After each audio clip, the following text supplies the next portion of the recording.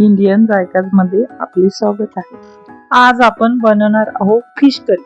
आज खूप फिश खायचा मूड झाला होता, म्हणून मी माझ्या नवऱ्याला फिश सांगितली। चला तर मग आता फिश करी तयार करूया। फिश पाण्याने स्वच्छ धुवून घ्यायची आहे।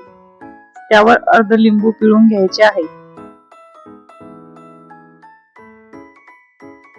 थोडीशी हळद टाकून घ्यायची आहे।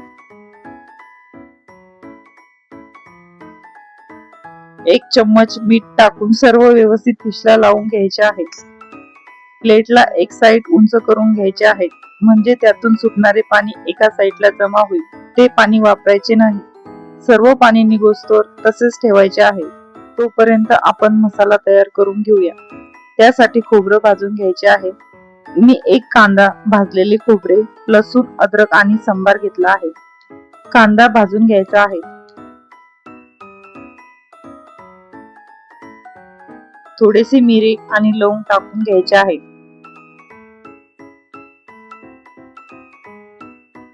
खोबरं सुद्धा टाकून घ्यायचे आहे।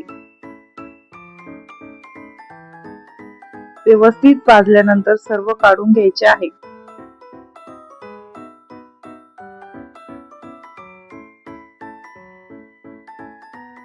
पहिले मिक्सरच्या भांड्यामध्ये सांबार, अद्रक, लसूण टाकून बारीक करून घ्यायचे आहे।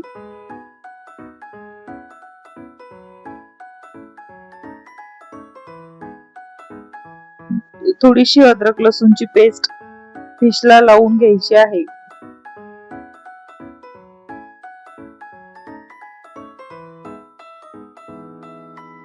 आता राहिलेला कांदा व खोबरं मिक्सरच्या भांड्यामध्ये टाकून सर्व बारीक करून घ्यायचे आहे।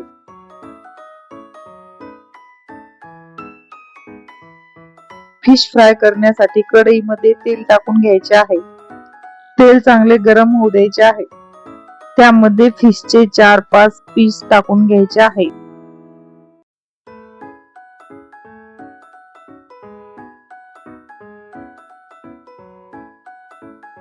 त्यांना थोड्या वेळाने पलटून घ्यायचे आहे।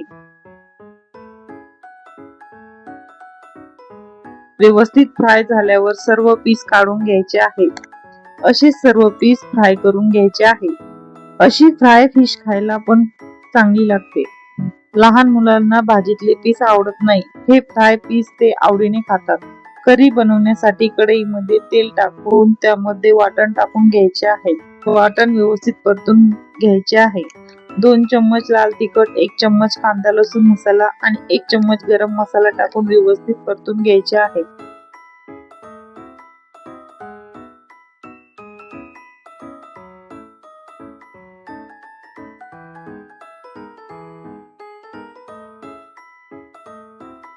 मसाल्याला तेल सुटल्यानंतर त्यामध्ये थोडेसे लिंबू पिळून घ्यायचे आहे।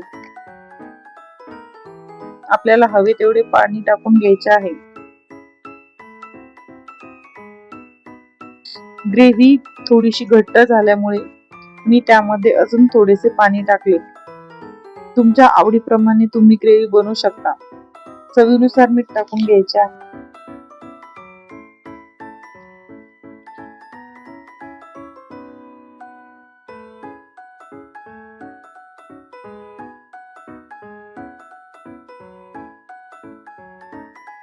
उकळी आल्यानंतर त्यामध्ये फ्राय केलेली फिश टाकून घ्यायची आहे।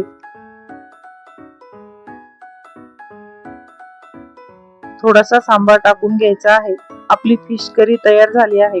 तुम्ही पण अशाच पद्धतीने फिश करी नक्की बनवून बघा व कशी झाली आहे हे मला कमेंट मध्ये सांगा। अशाच नवनवीन रेसिपीज साठी माझ्या चॅनलला सबस्क्राईब करा व लाईक करायला विसरू नका। Bye bye.